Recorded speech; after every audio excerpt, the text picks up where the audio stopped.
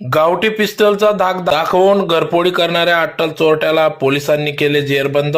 साक्री तालुक्यातील चामोडे गावातील लक्ष्मी ॲग्रो एजन्सीचा पत्रा वाकवून वेल्डिंग मशीन, रोटर, नांगर, हँड ग्राइंडर चोरून नेल्याची तक्रार पिंपळनेर पोलिसात दाखल करण्यात आली होती. त्या अनुषंगाने शोध लावून स्थानिक गुन्हे शाखेच्या वतीने अट्टल चोरट्याला जेरबंद करण्यात आले आहे. स्थानिक गुन्हे शाखेचे पोलीस निरीक्षक श्रीराम पवार यांना गुप्त माहिती मिळाली. रमेश शिवा वसवा वय 41 याला ताब्यात घेऊन चौकशी केली असता त्याने गुन्ह्याची कबुली दिली. तसेच त्याचे अंगझडती घेतली असता त्याच्या जवळ गावठी कट्टा व एक जिवंत काडतूस आढळून आले. चौकशी सुरू असताना सामोडे येथील सोयाबीन चोरीच्या गुन्ह्याचाही खुलासा यावेळी झाला. आरोपीने नवापूर तालुक्यातील पांघरुण येथील 70 गोण्या सोयाबीन काढून दिले.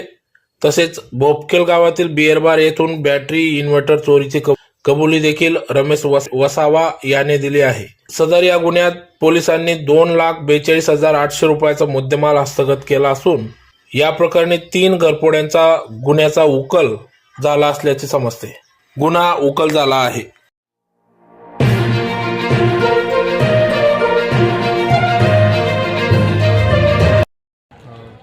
जय हिंद.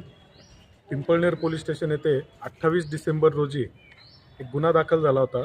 त्यामध्ये वेल्डिंग मशीन, रोटर, नांगर, कल्टिवेटर, हँड ग्राइंडर असं माल एकूण 2,40,000चा मुद्देमाल चोरून नेलेला होता.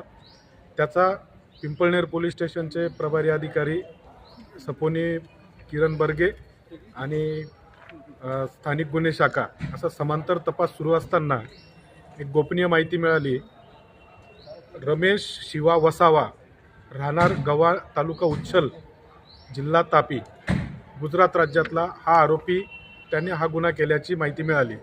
त्यानुसार पिंपळनेर पोलीस स्टेशनचे व स्थानिक गुन्हे शाखा धुळेचे संयुक्त पथक तयार करून त्याचा शोध घेण्याकामी रवाना केले.